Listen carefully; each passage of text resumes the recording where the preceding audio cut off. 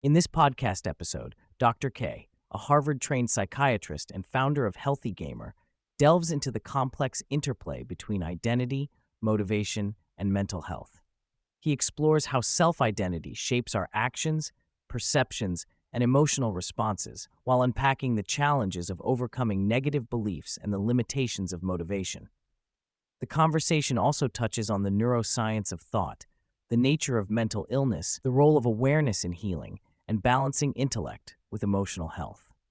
Throughout, Dr. K offers insights on navigating setbacks, goals, and developing resilience, alongside his personal experiences and reflections on striving for meaningful human greatness. Dr. K begins by challenging the common notion of lacking motivation, emphasizing that everyone possesses abundant motivation, often directed toward comfort, like staying home or playing video games. The crux lies in identity, which functions as a lens through which we perceive the world.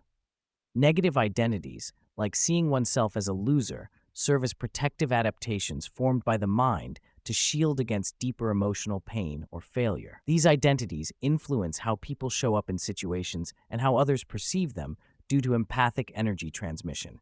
He illustrates that identities, negative or positive, dictate what we believe we can achieve.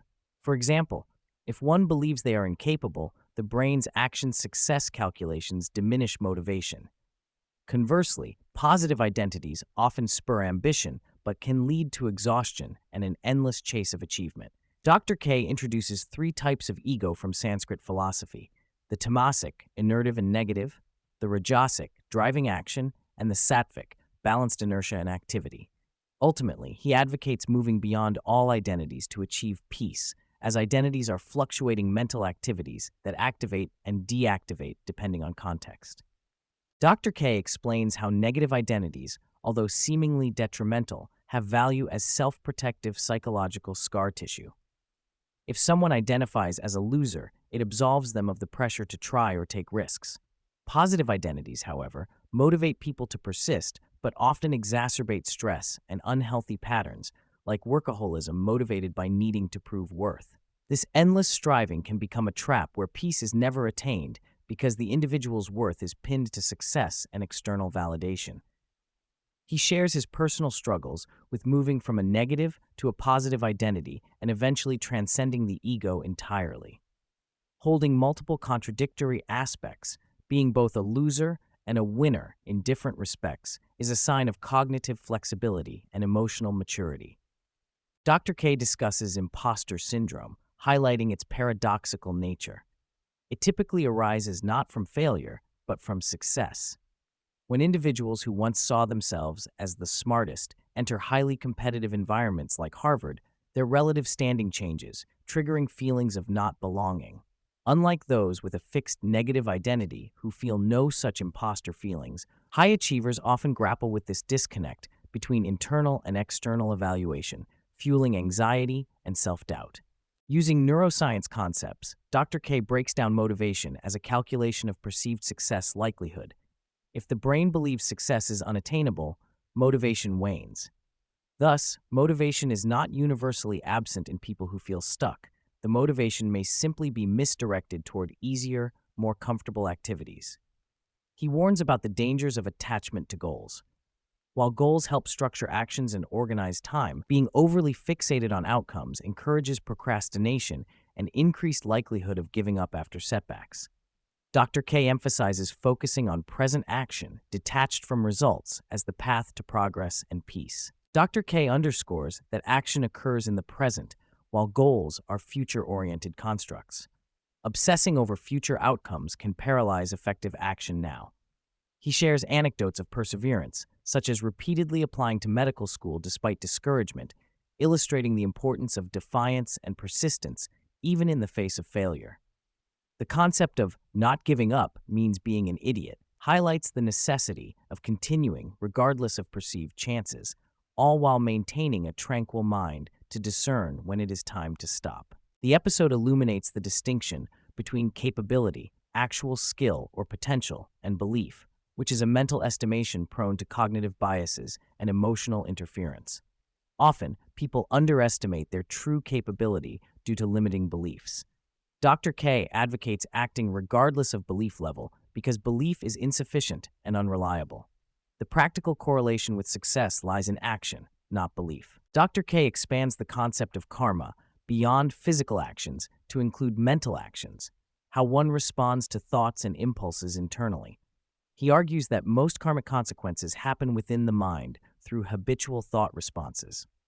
The cultivation of empowering responses to disempowering thoughts forms the foundation for well-being and effective change, as automatic reactions often reinforce suffering. While thoughts themselves arise automatically and beyond conscious control, Dr. K states that individuals can influence and control their responses and degree of awareness toward these thoughts.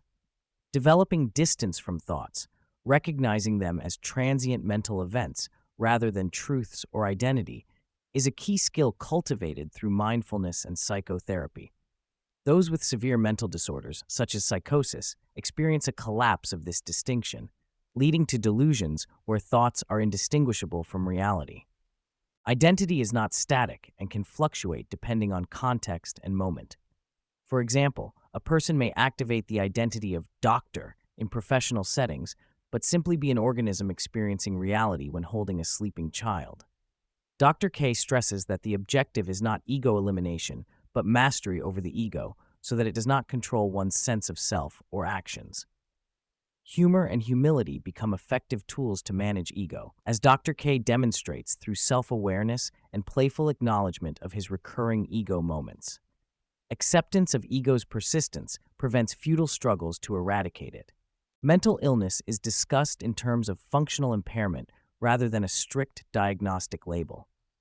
Healing does not necessarily mean eradicating symptoms, but achieving remission and restoration of function, including the capacity to enjoy life and engage in relationships.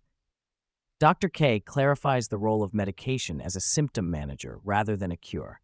True healing emerges from psychotherapy and internal work that fosters awareness and cognitive restructuring. Success in healing requires patient motivation, though ambivalence and fear of change are natural barriers. High intelligence can be a double-edged sword, fostering increased susceptibility to depression and emotional underdevelopment when intellect dominates over emotional processing. True health encompasses physical, mental, and emotional integration, leveraging the full range of human capacities rather than relying solely on analytical thinking. Dr. K defines greatness as fully embracing and leaning into one's unique, authentic self, rather than striving to emulate others. Growth derives from understanding individual strengths and working in harmony with personal rhythms, genetics, and experiences. He illustrates this through his own adaptation in medical school by leveraging his background in yoga and meditation rather than attempting to mimic peers' study habits. Awareness is the foundational element of mental control and healing. Though simple in concept, observing breath, thoughts, and emotions, it remains extraordinarily difficult in practice due to ingrained habits and the mind's resistances. Dr. K explains that complexity often feels easier because it offers distractions, while truly simple tasks like self-love and mindful presence require sustained, challenging effort. Throughout the conversation, Dr. K returns to the primacy of action as the causal factor in changing life circumstances. Regardless of belief, doubt, or emotional state, taking consistent, intentional action alters brain wiring, thought patterns, and life outcomes. Developing cognitive flexibility and the ability to pick yourself up after failure enables sustained progress and recovery. Humans influence each other's thoughts, and by extension, mental states and actions. Recognizing this interconnectedness underscores the importance of supportive relationships, compassionate communication, and the potential collective impact on mental health. People cannot control which thoughts arise, but through mindfulness and psychotherapy, they can learn to decouple identity from thoughts, preventing spirals of negative thinking. Observing thoughts dispassionately allows the mind to weed harmful patterns gradually, fostering a self-sustaining mental environment conducive to growth. Effective psychological work involves continuous, patient awareness building.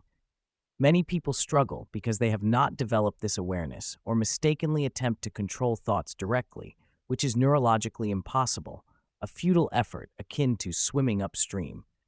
Cultivating the capacity to observe without judgment is fundamental. Dr. K touches on deep philosophical questions about consciousness and selfhood, noting that individuals are not their minds, but the awareness witnessing the mind's activities. The I is that egoless observer, empty and formless, which experiences life and identities but transcends them. Complete eradication of mental illness is rare. Instead, many achieve remission or learn to live harmoniously with chronic challenges through adjustment and resilience. Healing is gradual and involves accepting imperfections and ongoing effort rather than seeking perfection or total freedom from struggle. Thoughts and emotions are tightly interwoven and influence one another in both directions. While initial emotions may be automatic, what matters is the conscious response to them, which shapes mental health trajectories. Dr. K encourages leaning into one's nature, embracing the totality of experience, including mistakes, setbacks, and suffering, as integral parts of growth. Psychological flexibility, acceptance, and persistent action grounded in awareness form the core tools for flourishing.